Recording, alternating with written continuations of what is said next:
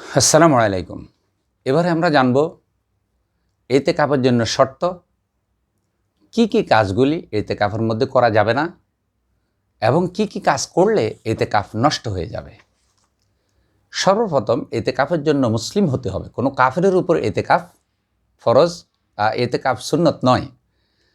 পাগল হতে পারবে না, কারণ কোনো পাগলের তো আকল বিবেক নাই, তার উপরে ইতিকাফ করা কর্তব্য নয়। বালেগ হতে হবে, কোনো নাবালক সন্তান ইতিকাফ করার প্রয়োজন নেই। নিয়ত করতে হবে, যে নিয়ত মানে মুখোমুখি করা এরকম না, অন্তরে এরাদা থাকতে হবে যে আমি ইতিকাফের জন্যই মসজিদে যাচ্ছি। বিনা নিয়তে যদি আমি মসজিদে বসে থাকি ইতিকাফের নিয়ত ছাড়া, বা একদিন দুদিন তিন দিনও থাকি ইতিকাফের নিয়ত ছাড়া, সেটা ইতিকাফ হবে না, সওয়াব হবে না। তারপরে মসজিদে ইতিকাফ হতে হবে। ইতিকাফের জন্য পুরুষ হলে অবশ্যই মসজিদে হতে হবে, যদিও মহিলারা ঘরের ভিতরে ইতিকাফ করে ইতিকাফের সওয়াব পেতে পারে, এমন কথাও ফোকাহে কেরাম বলেছেন। আচ্ছা, জামে মসজিদে ইতিকাফ করা সবচাইতে উত্তম। এটা হলো ইমাম মালিক রাহিমাহুল্লাহর মত। ইমাম আবু হানিফা এবং ইমাম আহমদ বিন হাম্বল রাহিমাহুল্লাহর মতে যে মসজিদে জামাত সহকারে নামাজ হয় না সেই মসজিদে ইতিকাফ জায়েজ নেই।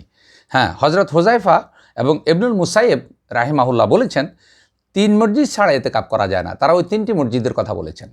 কিন্তু সকলের পর্যালোচনার আলোকে কথা হলো, এলাকার জামে মসজিদে মুসল্লিরা ইতিকাফ করতে পারবে। জামে মসজিদ না হলে পাঞ্জেগানা মসজিদও আপনি ইতিকাফ করতে পারবেন। তবে ইমাম আবু হানিফা রাহিমাহুল্লাহর মাসালা অনুযায়ী এটাকে বৈধ করা হয়েছে। আপনি যেখানে জামে মসজিদে জুমা হয় ওই পাঞ্জেগানা মসজিদ থেকে জুমার মসজিদে আপনি যেতে পারবেন, কিন্তু কারোর সাথে স্বাভাবিক মানুষের মতো কথা বলতে পারবেন না। সেখানে জাস্ট নামাজটা পড়ে আবার ঘরে চলে আসবেন। প্রিয় ভাই সব, আপনার ঘরে বাসা থেকে ভাত দিয়ে আসার মতো কোনো লোক যদি না থাকে, আপনার সার্বক্ষণিক চেষ্টা করতে হবে যেন আপনি ইতিকাফরত অবস্থায় ঘরের থেকে খাবার দাবার নিয়ে আসতে পারেন। কোনো কারণে যদি কোনো লোক আর পাওয়া নাই যায় আর আপনি ইতিকাফ করতে চাচ্ছেন, তাহলে আপনি ঘরে গিয়ে খেয়ে আসতে পারবেন, কিন্তু পরিবার পরিজনের সাথে কোনো কথা বলতে পারবেন না। আচ্ছা, এরপরে ইতিকাফটা হতে হবে নির্জন। আপনি যে আল্লাহর বান্দাদের থেকে নির্জনে আছেন, যদি মসজিদের বাহিরে গিয়ে বা ওজোরের কারণে আপনি হয়তো একজনের ঘরে আগুন লেগেছে আর আপনি সেখানে গিয়া স্বাভাবিক সাধারণ মানুষের মতো শরিক হয়ে গিয়েছেন, তাহলে কিন্তু ইতিকাফের বেহুরমতি হবে, ইতিকাফের মর্যাদা নষ্ট হবে। প্রিয় ভাই সব, যে যে কাজগুলো আপনি ইতিকাফ অবস্থায় মাকরু, এটা করা কখনো উচিত নয়। একটা হলো বেচাকেনা। মসজিদকে আপনি ইতিকাফরত অবস্থায় বেচাকেনার জায়গা বানাবেন না। এরপরে হলো যেই কথায় গুনাহ হয়, ফায়সা কথা, বেহুদা কথা, বেদরকারি কথা, অযথা আড্ডা পিডা, গীবত শেকায়েত করা, এগুলি ইতিকাফের মধ্যে করা মাকরু। এরপরে চুপ থাকাকে ইবাদত মনে করা, যে আপনি সারাক্ষণ ইতিকাফরত অবস্থায় বসে আছেন আর আপনি মনে করছেন এই চুপ করে বসে থাকাটাই মনে হয় ইবাদত, না, এটাও ইতিকাফের জন্য মাকরু। এবারে যেই সব কাজগুলোতে ইতিকাফ নষ্ট হয়ে যায়, দেখেন, বিনা কাজে স্বেচ্ছায় অল্প সময়ের জন্য হলেও মসজিদ থেকে বের হওয়া, কোনো কাজ নাই কিন্তু মসজিদ থেকে বেরিয়ে বাইরে ঘুরতেছে ওজোর ছাড়া, তাতে কিন্তু ইতিকাফ ভঙ্গ হয়। হ্যাঁ, 2 নম্বর হলো স্ত্রী সহবাস করা, যে ঠিক আছে স্ত্রীর সাথে একটু মেলামেশা করে, তাতেও ইতিকাফ নষ্ট হয়ে যায়। পাগল হয়ে যাওয়া, কোনো লোক যদি পাগল হয় তাহলে তার ইতিকাফ নষ্ট হয়ে যায়। স্ত্রী লোকের হায়েজ নেফাস শুরু হয়ে যাওয়া, যে স্ত্রী লোক যখন ইতিকাফ শুরু করেছে তখন সে সুস্থ ছিল, কিন্তু ইতিকাফে যাওয়ার পরে তার হায়েজ এসে গেছে অথবা নিপাস এসে গেছে, তখন তার ইতিকাফ নষ্ট হয়ে যাবে। আর যদি কেউ ইসলামকে অস্বীকার করে, ইসলামকে অস্বীকার করলেও তার ইতিকাফটা নষ্ট হয়ে যাবে। প্রিয় ভাই ও বোনেরা, ইতিকাফের ব্যাপারে যে কয়েকটা জায়গায় মতানৈক্য আছে, যে আপনি রোজা রেখে ইতিকাফ করবেন না রোজা ছাড়া ইতিকাফ করবেন।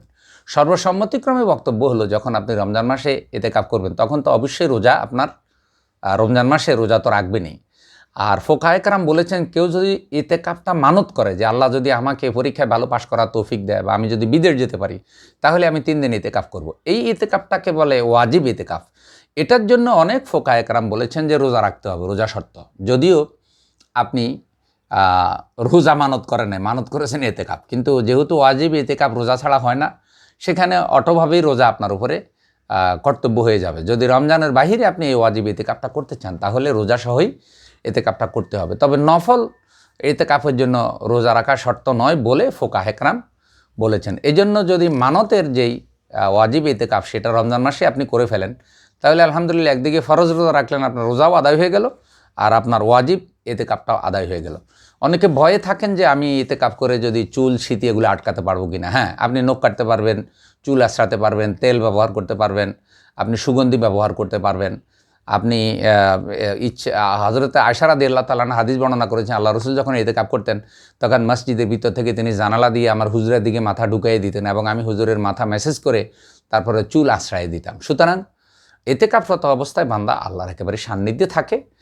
যেই কাজগুলো করলে পরে আপনার জগতের সাথে মিশে যাওয়ার সম্ভাবনা এবং জগতের সাথে চিন্তাভাবনা, মন মানসিকতা একাকার হয়ে যাবে, আল্লাহমুখী হবে না, ওই কাজগুলো থেকে আমরা বিরত থাকবো। কারণ আমরা সব কিছু থেকে আলাদা হয়ে এসেছি আল্লাহকে সাধনা করার জন্য। অতএব আমরা সতর্ক সাবধান থাকি এবং সহি তরিকে আমল করি। আল্লাহ তাআলা আমাদেরকে তৌফিক দান করুন। আমিন।